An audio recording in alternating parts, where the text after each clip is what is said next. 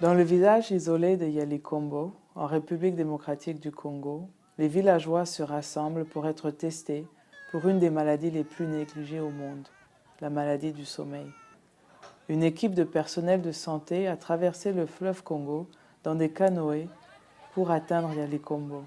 Il n'y a pas de route. Il y a quelques années seulement, de nombreuses personnes souffraient de la maladie du sommeil ici. Les villageois pensaient que cela relevait de la sorcellerie. Les malades, convulsés, hallucinés, dormaient toute la journée. La mort a toujours suivi. Yalikombo, comme tant de villages en République démocratique du Congo, est au bord de la rivière.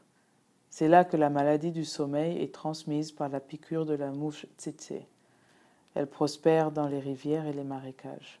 Plus de 75% de tous les cas de maladie du sommeil se trouvent en République démocratique du Congo, un pays vaste où la prestation de soins est un défi majeur. Au dépistage d'aujourd'hui, il n'y a pas de cas positifs. Heureusement, cette scène est courante. La maladie du sommeil est en déclin. Mais il y a un siècle, la maladie du sommeil a tué des centaines de milliers de personnes au Congo belge. Les autorités ont pu la combattre et dans les années 60, la maladie a été pratiquement éliminée. Pourtant, la maladie du sommeil s'est réveillée.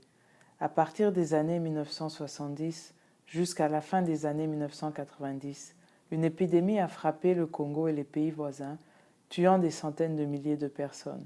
En outre, le seul traitement disponible était un ancien dérivé d'arsenic tellement toxique qu'il tuait un patient sur 20.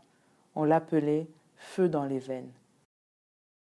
Le nombre de cas est en déclin actuellement et aujourd'hui des traitements sûrs développés par Drugs for Neglected Diseases Initiative ou Initiative sur les médicaments pour les maladies négligées DNDi sont utilisés. Mais avec cette thérapie, les patients doivent toujours être hospitalisés et l'histoire montre que la maladie peut revenir s'il manque de surveillance, de dépistage et de traitement constant. Les autorités congolaises, en partenariat avec DNDi, l'Organisation mondiale de la santé et d'autres, font à présent tout leur possible pour éliminer finalement la maladie du sommeil. Des équipes de dépistage mobiles se déplacent dans les coins les plus éloignés du pays. De nouveaux médicaments, développés par DNDi, sont testés dans des sites d'essais reculés qui ont le potentiel de révolutionner la façon dont nous traitons cette maladie. Les partenaires internationaux se réunissent pour entrer dans l'histoire de la médecine. Saisissons donc ce moment et participons ensemble à l'élimination de cette maladie mortelle.